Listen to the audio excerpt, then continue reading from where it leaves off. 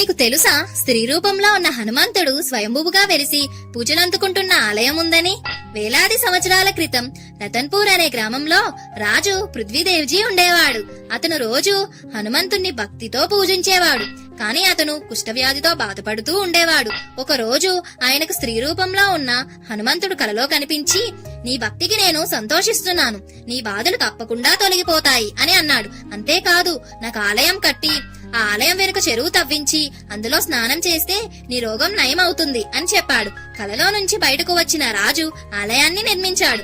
కాని విగ్రహం ఎక్కడి నుంచి తేవాలో తెలియక ఆలోచిస్తున్న సమయానికి మళ్లీ కలలో రాజుకు హనుమంతుడు కనిపించి, నా విగ్రహం గుడి వెనుక కట్టించిన మహామాయ చెరువులో ఉంది, ఆ చెరువు నుండి నా విగ్రహాన్ని బయటికి తీసి ప్రతిష్ఠించు అని చెప్పాడు.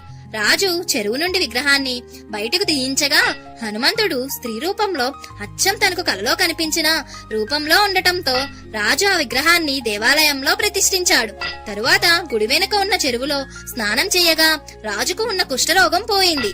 అందరికీ హనుమాన్ జయంతి శుభాకాంక్షలు. ఫ్రెండ్స్, ఈ వీడియో మీకు నచ్చితే లైక్ చేసి మన ఛానల్ ను సబ్స్క్రైబ్ చేసుకోండి.